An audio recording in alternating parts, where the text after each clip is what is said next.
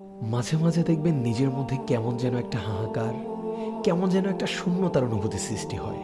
মনে হবে সব কিছু থেকেও কি যেন নেই, সবার মাঝে থেকেও নিজেকে মনে হবে বড্ড একা। এই অনুভূতিগুলো স্পেশালি তখনই হয় যখন আপনি অনেক দিন ধরে আপনার রবকে ভুলে থাকেন, কিংবা আপনি রবের ইবাদত তো করছেন বাট পূর্ণ মনোযোগ দিয়ে করছেন না, দায়সারাভাবে খুশুখুজুবিহীন সালাত আদায় করছেন। যখন আপনার রাত দিন পার করছেন নিদারুণ এক উদাসীনতায়।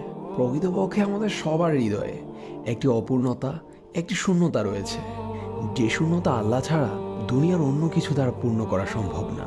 তাই নিজের এই অসহায়ত্বের করুণ মুহূর্তগুলোতে আল্লাহর কাছে নিজেকে পরিপূর্ণ সঁপে দিন।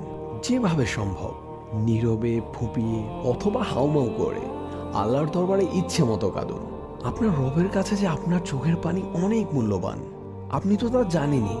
আল্লাহ তার পাপিষ্ঠ বান্দাদের শাস্তি দেওয়ার জন্য জাহান্নাম সৃষ্টি করেছেন, আর এই জাহান্নামে রয়েছে ভয়ঙ্কর আগুন যা বান্দার কলিজা পর্যন্ত ভেদ করে ফেলবে। আর এই আগুনকেই দুনিয়ার সাগর, উপসাগর, মহাসাগর সব কিছু দিয়ে নিভানো সম্ভব না হলেও আপনার এক ফোঁটা চোখের পানি এই আগুন নিভিয়ে দিতে সক্ষম। সুবহানাল্লাহ! আমাদের রব আমাদের চোখের পানিকে কতটা ভালোবাসেন আমরা কি কখনো কল্পনা করেও দেখেছি?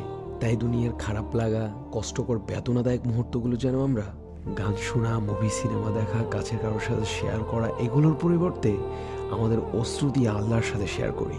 কারণ দুনিয়ার কেউ আমাদের চোখের পানির মূল্য না দিলেও আমাদের রব আমাদের প্রতিটি অশ্রুকণার খুব চড়া মূল্য পরিশোধ করবেন, যা আপনি কল্পনাও করতে পারবেন না। ফি আমানিল্লাহ।